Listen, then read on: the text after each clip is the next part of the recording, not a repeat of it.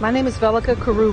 I'm a Senior Gender and Human Rights Advisor for the Ministry of Interior, Human, Child, and Women's Rights Directorate. My counterpart is General Hikmat Shahid.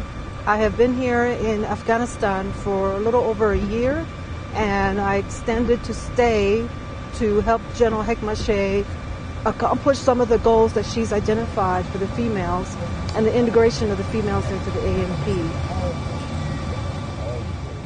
We share the same goals and the same ambitions.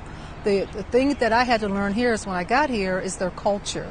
Why are we not integrating women in training versus just the workplace? And she explained that to me. She said it's because of their culture. They cannot train together, but they can work together, which took me a long time to get it wrapped around my head. Up to this past Wednesday, she had to explain it to me again, because that's the question everybody's asking.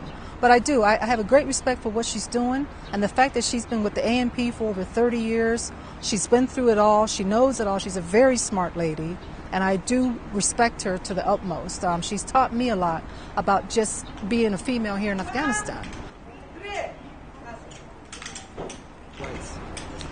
There are several challenges here.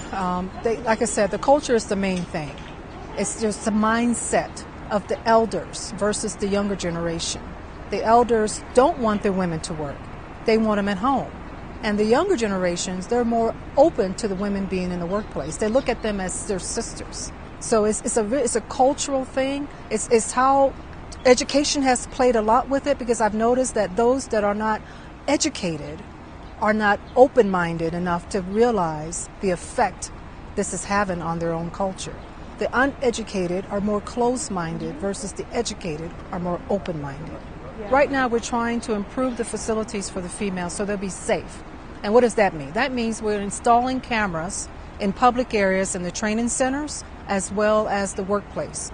So that way, and that also will be looked at by a female.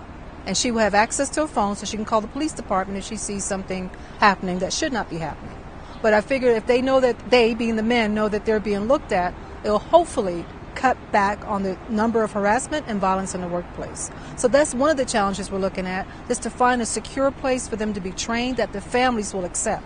The families have to believe that the females will be safe in their training areas as well as their workplace before they sign them up for recruitment.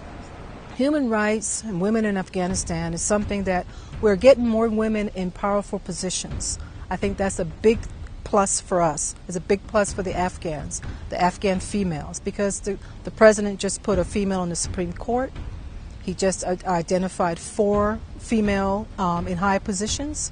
So we're getting there. It's going to take baby steps, but I think eventually, maybe decades down the road, it'll get there. But it has to start somewhere, and it's starting now.